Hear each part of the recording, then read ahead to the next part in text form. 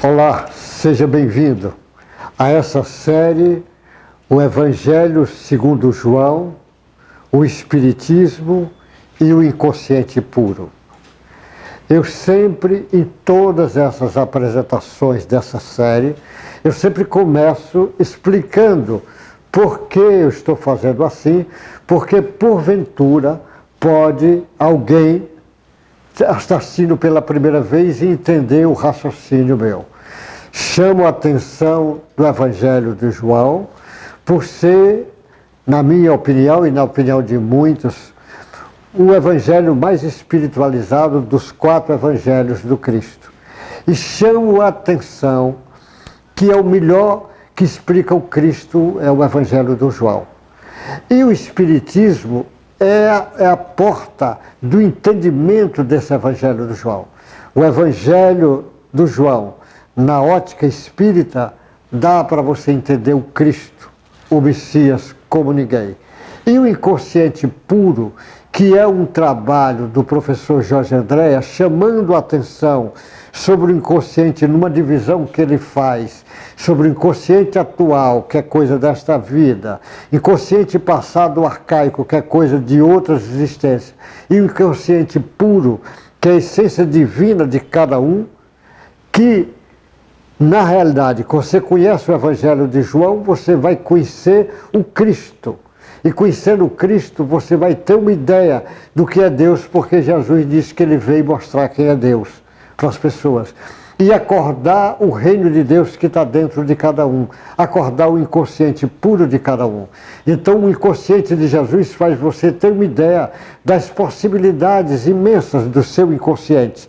E essas informações que estão no inconsciente puro precisa vir para a nossa consciência, para o ego, a força organizadora da consciência, tomar conhecimento disto e trazer isso para a prática diária. Então, na realidade, é um tesouro que está dentro de cada um, que o Cristo veio acordar, o Espiritismo veio explicar isso, e esse conhecimento do inconsciente puro abre um leque de grande entendimento.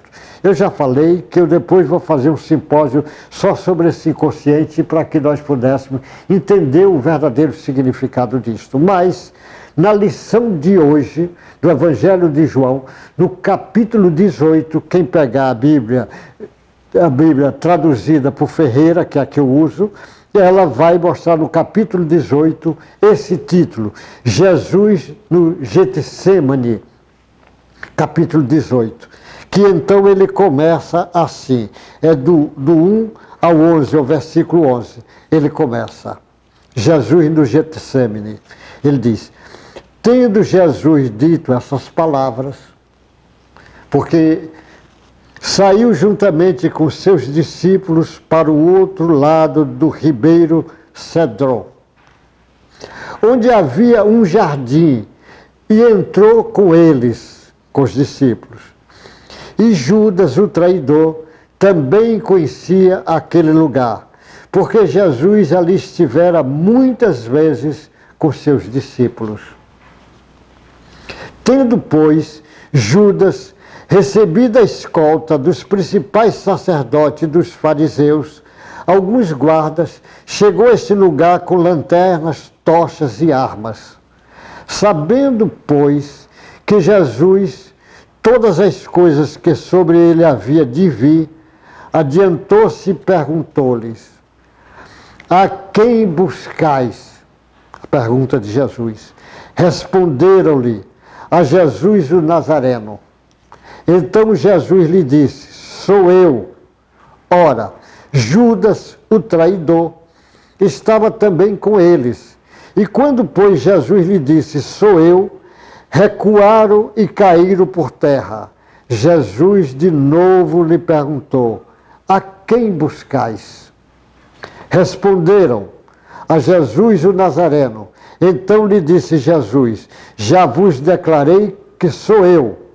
Se é a mim, pois, que buscais, deixai estes, para se cumprir a palavra que dissera: não perdi nenhum dos que me deste. Então, Simão Pedro puxou da espada que trazia e feriu o servo do sumo sacerdote, cortando-lhe a orelha direita. E o nome do servo era Malco. Mas Jesus disse a Pedro: mete a espada na bainha, não beberei porventura o cálice que o Pai me deu? Nessa primeira parte de Jesus é uma lição imensa, é uma lição. Primeiro eu vou falar um pouco dessa lição, depois trazer o que é que serve isso para nós, nos dias atuais. Como é que o Espiritismo olha isto? Ele diz, tendo Jesus dito essas palavras, ele tinha conversado com os discípulos. Naquele dia, Jesus tinha dado muitas informações. Tinha feito a ceia com os discípulos. Judas já tinha saído dali. Ele tinha feito o discurso dos discípulos. Tinha contado a história, a parábola que ele é a verdadeira videira. Ele tinha feito uma prece para os discípulos. Ele fez uma oração ao Pai sobre aquele trabalho dele. Tinha aconselhado os discípulos. Ele estava praticamente ali vivendo com os discípulos. Aí ele vai agora para o Getsemane. Então ele vai com os discípulos para o outro lado do ribeiro. Havia um jardim e entrou ele, esse jardim, ele muitas vezes foi lá. O Judas conhecia e Jesus sabia que ia ser traído e ele já deixou no lugar próprio para que isso acontecesse, para não causar grande balbúrdia. Tendo Judas recebido a escolta dos principais sacerdotes e dos fariseus, alguns guardas chegou a esse lugar com lanterna e tochas e armas, porque era de noite. Sabendo Jesus de todas as coisas que havia sobre ele, adiantou e perguntou: a quem buscais? E eles vão falar: Jesus de Nazaré. E os guardas todos caem de costa. Caem de costa. Ele é repetido essa pergunta, na realidade 3 vezes é feita por alguns evangelistas, João fala 2 vezes, conta 2 vezes, ele cai e levanta, para Jesus diz, então deixa todos ir embora. Ele vai dizer que é para todos ir embora. Jesus faz isso até para mostrar para os guardas, para os que vinham prendê-lo, que ele é quem está se entregando e não porque a polícia vai buscá-lo. Porque, na realidade, Jesus tinha legiões e legiões de seres angelicais à disposição dele, exército de seres angelicais. Diz alguns historiadores que conta o número de legiões que Jesus nomeia e quanto é uma legião de cada exército romano daquela época. Ele diz é como se Jesus tivesse 72 mil anjos angelicais como legiões de protetores dele. Então ele faria a guerra que ele quisesse, mas ele não era essa guerra que ele vinha fazer. A guerra dele é outra guerra. Aí ele diz, aí Jesus, depois de acontece isso, e para cumprir a palavra, porque dizia, não perdi nenhum dos que me deste. Isso estava escrito lá no Velho Testamento, essa frase. E Jesus vai repetir, como ele diz, eu venho cumprir as Escrituras. E ele está falando isso. E o Pedro, numa cena sem entender direito, Pedro, naquela impetuosidade ainda muito emocional, Pedro pega a bainha e arremessa no soldado, com vontade, porque o soldado afasta um pouquinho, só arranca a orelha, o soldado Malco. E Jesus pega essa orelha desse soldado e coloca no local. Naturalmente ele está fazendo uma medicina muito avançada, que nós ainda não entendemos, mas ele sabia o que estava fazendo. E ele dá lição para Pedro, embainha a tua espada, embainha a tua espada. E diz para Pedro, porventura o cálice, mete a espada na bainha, não beberei porventura o cálice que o Pai me deu? Ele está dizendo, ele que tem que beber esse cálice que o Pai que deu, que está permitindo. Então vamos agora trazer isso numa visão moderna. Jesus no Getsemane, nós também vamos atravessar o nosso Getsemane. Jesus, naquele momento, ele vai ficar sozinho. É assim que alguns discípulos descrevem. Ele vai ficar sozinho. É assim que é dito por alguns evangelistas. Jesus, ele vai ficar ali naquele momento que o soldado vai prender, ali é o início, e todos nós temos os nossos Getsêmani na vida. Às vezes, nos momentos difíceis, nós vamos ter que ficar sozinhos. Às vezes, Jesus vai ficar. Você vai ver nessa lição que alguns evangelistas descrevem, Jesus entra com eles, mas depois pega só 3 e leva para ficar com ele em oração. Os 3 que ele sempre chamava nos momentos especiais.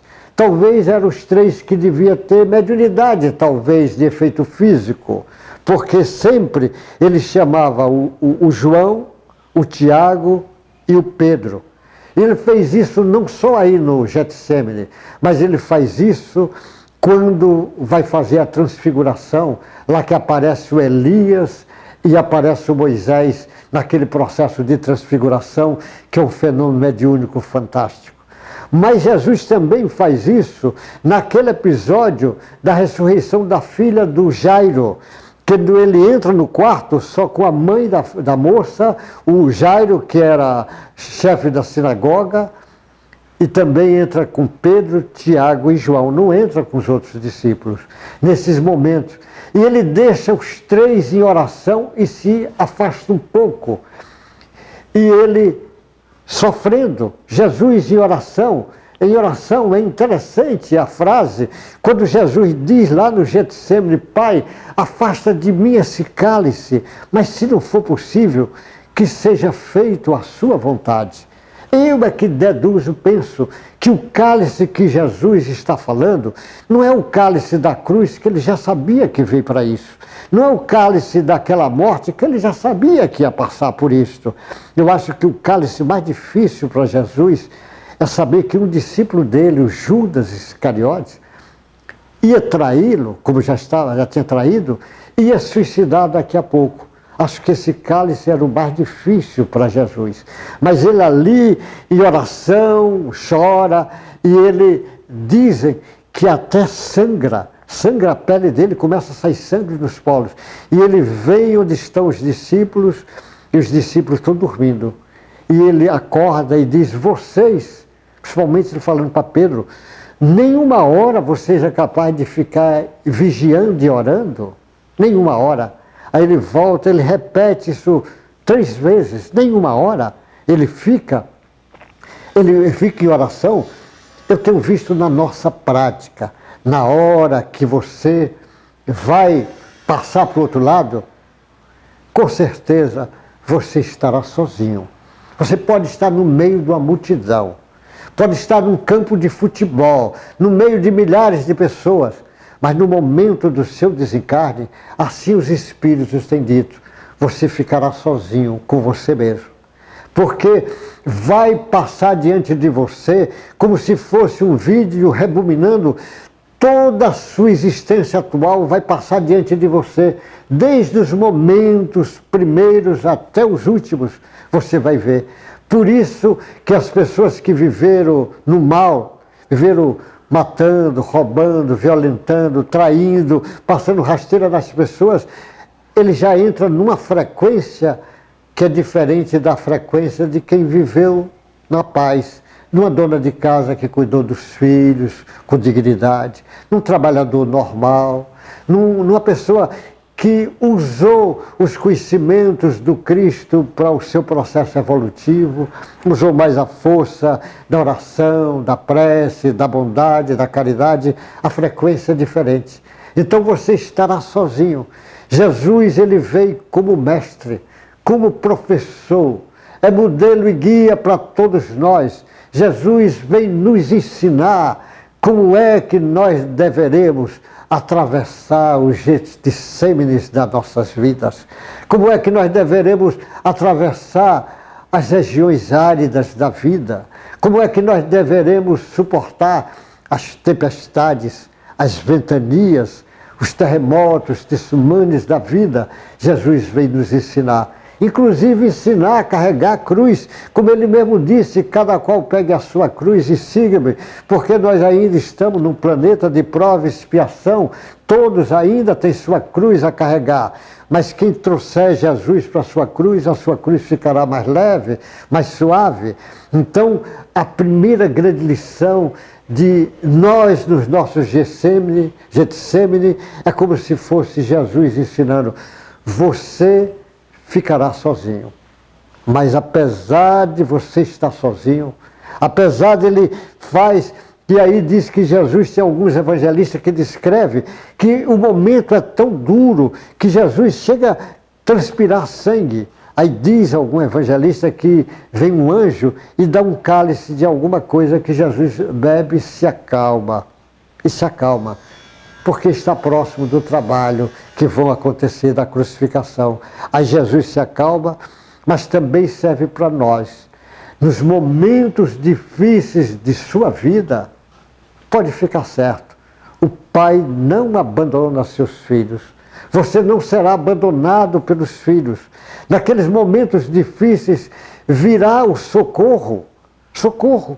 A própria Igreja Católica fala que o sujeito tem anjo da guarda em teu socorro, tem espíritos familiares, amigos, tem muitos mensageiros de Deus prontos para te ajudar. Muitas almas queridas do outro lado dispostas a te ajudar nesses momentos. Mas é muito importante que nesse momento te acalma, porque a mão de Deus não vai abandonar. Por isso que Jesus, como mestre, como professor, nos ensina. Naquele momento veio um anjo ajudá-lo, mas nós também, nos nossos momentos, virão ajudas. E muitas vezes vem de almas queridas que a pessoa nem imagina. Às vezes, mães, avós, parentes, amigos, anjos da guarda, tanta gente, tem tantas almas queridas do outro lado, às vezes pronto para te ajudar. E a mão de Deus, principalmente se você foi um trabalhador da seara de Jesus, pode ficar certo. Este então virá lhe ajudar, o mestre, ele garante, ninguém ficará sozinho. Eu estarei com vocês até os últimos tempos. Não é no momento de dificuldade que vai ficar só. Outro momento que Jesus ensina para cada um de nós nos Getsemane da vida é que neste tempo Jesus entra em oração e convida os discípulos para fazer oração. Então o recurso da oração é sempre um recurso que você tem que ver. Se a dificuldade estiver muito imensa, mas só você pensar em Jesus, dizer Jesus, Jesus, Jesus, já está em oração. Pensa no Pai. Como pensar no Pai é mais difícil, mas você pode pensar em Jesus, que está mais próximo do nosso entendimento. Então pensa, faça a oração. E se tiver amigos fazendo, melhor ainda. Tem pessoas que desencarnam no momento do desencarne, tem uma família inteira, amigos em preces, feliz de quem está assim em prece, feliz. Eu lembro de uma senhora, e ela conta lá em Uberaba, que a mãe dela ia desencarnar e o Chico vai lá visitar. E quando o Chico está visitando, diz, vamos fazer uma prece com aquele grupo. E eles começaram uma prece e ela começa a escutar a música Ave Maria, a música do outro lado. Contando a música, desencarna embaixo daquela música. Quantos, imagine Jesus convidando para nessas horas, é muito importante a oração. Muito importante você confiar em Deus. Ter certeza que você pode até se afastar de Deus. Você pode até negar a existência de Deus. Mas Deus não se afastará de você. Deus continuará com você. Porque você é alma querida de Deus, apesar de você não saber. Mas Deus lhe ama antes de você saber que Deus existe. Então a lição do Getsemane de Jesus é uma lição fantástica. Um soldado, Malco, que Pedro arranca a orelha e Jesus diz, Pedro, embainha a tua espada.